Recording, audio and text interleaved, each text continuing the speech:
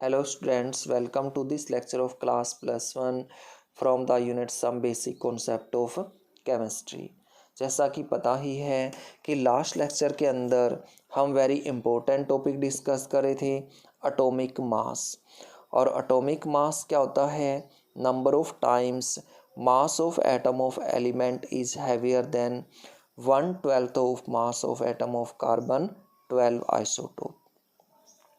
कि carbon 12 isotope के एक एटम के 1/12 से जितना भी एक एलिमेंट का एटम हैवी होगा उसे हम उसका एटॉमिक मास बोलेंगे। और सेम इसी तरह से हम मोलिकुलर मास को डिफाइन कर रहे हैं कि molecular mass of a substance is number of times molecule of substance is heavier than 1/12 of mass of atom of carbon 12 isotope. Carbon 12 isotope के एक एटम के 1/12 से जितना भी एक मॉलिक्यूल हैवी होगा उसे हम उसका मोलिकुलर मास बोलेंगे। तो हम इस डेफिनेशन से कह सकते हैं कि मोलिकुलर मास किसके बराबर है? Mass of molecule of substance divide में 1/12 into mass of atom of carbon 12। Mass of molecule of substance किसके बराबर होता है? Number of nucleon in A molecule into mass of each nucleon divide में 1/12 हो गया। तो यहाँ पर mass of atom of carbon 12 है, तो ये किसके बराबर होगा? Number of nucleon in carbon atom into mass of each nucleon. तो मास ऑफ ईच न्यूक्लियन से mass of each nucleon cancel हो गया। Number of nucleon in carbon 12 कितने होते हैं? 12 होते हैं। न्यूक्लियन मतलब न्यूट्रॉन प्लस प्रोटॉन। तो यहाँ से हम कह सकते हैं कि मोलिकुलर मास किसके बराबर हो गया? Number of nucleon in A molecule. मतलब एक मोलिक्यूल के अंदर अलग अलग एटम प्रेजेंट होंगे, उन एटम्स के अंदर न्यूक्लियन होंगे और उन सभी न्यूक्लियंस को हमने ऐड करना पड़ेगा। इसका मतलब है कि अलग अलग एलिमेंट के एटॉमिक मास का सम करना पड़ेगा। हम कह सकते हैं कि molecular mass of a substance is calculated by adding the atomic mass of all atom present in A molecule of substance.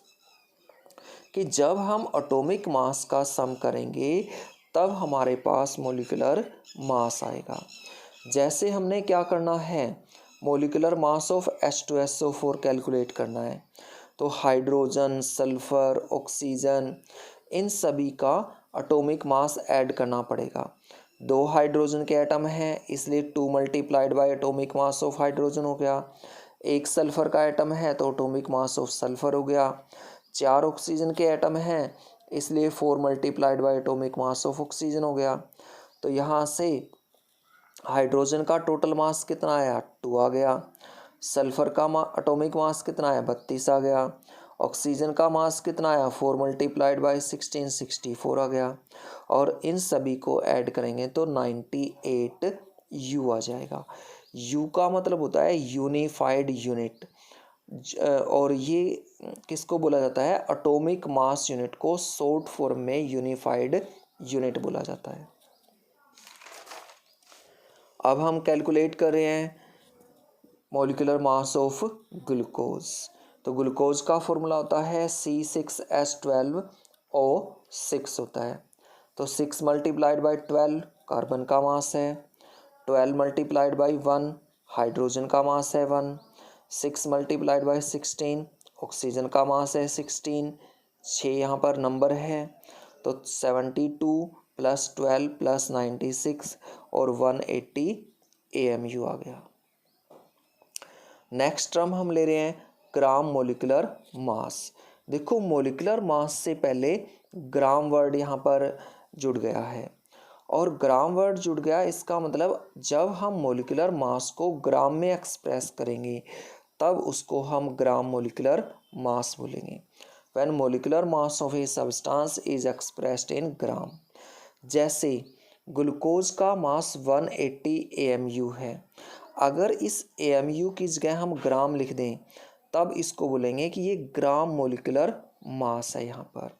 इसी तरह से सल्फ्यूरिक एसिड का मास हमने 98 U कैलकुलेट किया था, अब हमने इसको 98 G लिख दिया, इसका मतलब ये ग्राम मोलिकुलर मास लिखा हुआ है। नेक्स्ट टर्म है फॉर्मूला मास। तो वर्ड से ही हमें पता चल रहा है एक फॉर्मूले का मास। तो हम कह सकते हैं कि it is the sum of atomic mass of atoms present in one formula unit. एक फॉर्मूला यूनिट के अंदर जो अलग अलग एलिमेंट हैं उनके एटॉमिक मास का सम। जैसे NaCl ले लिया हमने और इसका फॉर्मूला मास कैलकुलेट करना है, तो सोडियम और क्लोरीन दोनों के एटॉमिक मास का सम करना पड़ेगा। सोडियम का एटॉमिक मास 23 होता है, क्लोरीन का मास 35.5 होता है, तो दोनों का एटॉमिक मास कितना हो गया 58.5 U हो गया।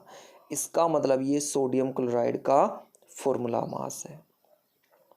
हमने इस चैप्टर के अंदर मास ऑफ एटम के बारे में डिस्कस किया, मोल ऑफ एटम के बारे में डिस्कस किया, नंबर ऑफ एटम जो हमने एवोगैड्रो नंबर डिस्कस किया था वो डिस्कस किया।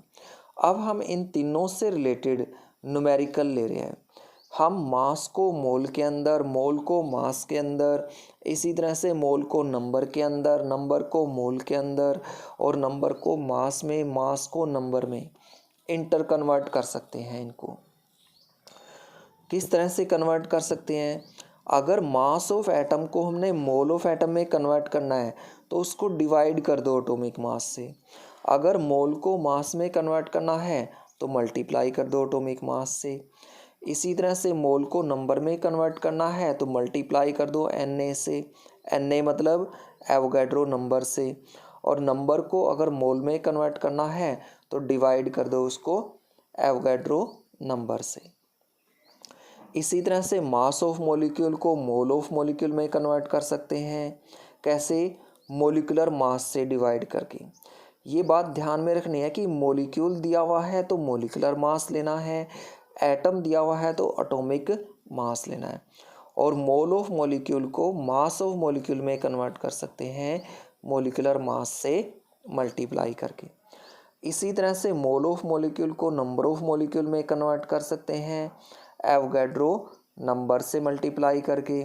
और नंबर ऑफ मॉलिक्यूल को मोल ऑफ मॉलिक्यूल में कन्वर्ट कर सकते हैं एवोगैड्रो नंबर से डिवाइड करके।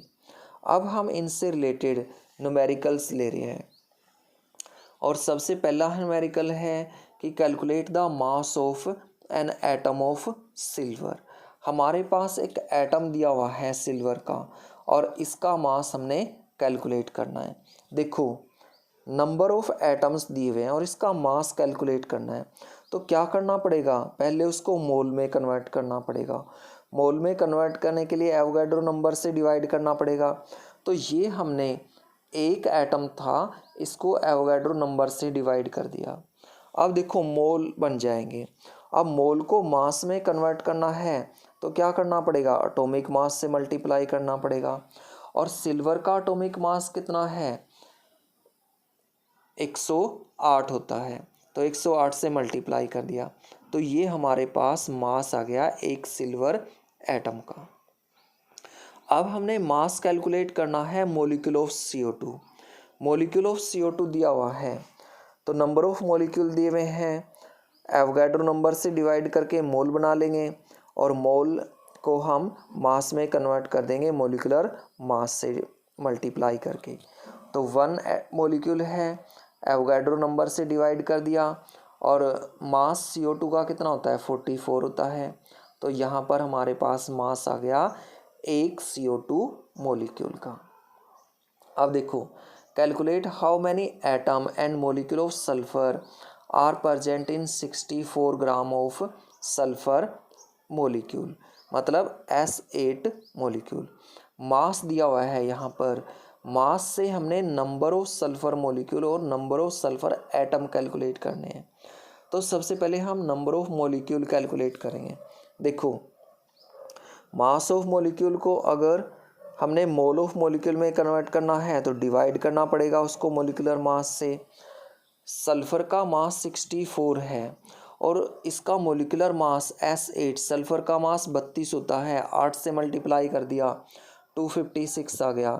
और अगर हमने मोल को कन्वर्ट करना है नंबर के अंदर तो एवोगैड्रो नंबर से मल्टीप्लाई करना पड़ेगा और ये हमारे पास नंबर ऑफ मॉलिक्यूल आ गए। अब मॉलिक्यूल को हमने एटम में कन्वर्ट करना है तो क्या करना पड़ेगा, इसकी एटॉमिसिटी से मल्टीप्लाई करना पड़ेगा। एटॉमिसिटी मैंने बताया था कि number of atoms present in one molecule of substance, और इस तरह से हमारे पास नंबर ऑफ एटम्स आ गए। इसी तरह का न्यूमेरिकल और ले रहे हैं। Calculate the number of molecules in one drop of water having mass 0.05 ग्राम। हमारे पास मास दिया हुआ है और मास से हमने नंबर में कन्वर्ट करना है तो इसको डिवाइड कर देंगे मॉलिक्यूलर मास से और मल्टीप्लाई कर देंगे एवोगैड्रो नंबर से। तो मास ऑफ ड्रॉप कितना है, 0.05 है। वाटर का मॉलिक्यूलर मास 18 होता है और एवोगैड्रो नंबर से मल्टीप्लाई करके हमने नंबर ऑफ मॉलिक्यूल कैलकुलेट कर लिए। इसी तरह से कैलकुलेट करने हैं number of moles in 6.022 into 10⁻23 molecule of oxygen. यहाँ पर नंबर ऑफ मॉलिक्यूल्स दिए हुए हैं तो नंबर ऑफ मॉलिक्यूल्स दिए हुए हैं तो हमने मोल बनाने हैं। सिंपल है, कैसे कन्वर्ट करेंगे, डिवाइड कर देंगे एवोगैड्रो नंबर से। और एवोगैड्रो नंबर क्या होता है, 6.022 इंटू 10⁻23 होता है और हमारे पास 1 मोल आ जाएंगे। इसी तरह से कैलकुलेट करना है mass of 1 into 10⁻23 molecule of methane. तो हमने मास कैलकुलेट करना है और हमारे पास नंबर ऑफ मॉलिक्यूल दिए हुए हैं तो डिवाइड करना पड़ेगा एवोगैड्रो नंबर से और मल्टीप्लाई करना पड़ेगा मॉलिक्यूलर मास से। तो एवोगैड्रो नंबर 6.022 इंटू 10⁻23। मास, कार्बन का मास 12 होता है, हाइड्रोजन का 1 होता है, 4 से मल्टीप्लाई कर देंगे तो 16 मास आ जाएगा और यहाँ से कैलकुलेशन करेंगे तो ये हमारे पास आ जाएगा इतने मॉलिक्यूल्स का मास। तो इस तरह के ये सिंपल न्यूमेरिकल्स थे जो मास, मोल और नंबर से रिलेटेड थे। Thank you.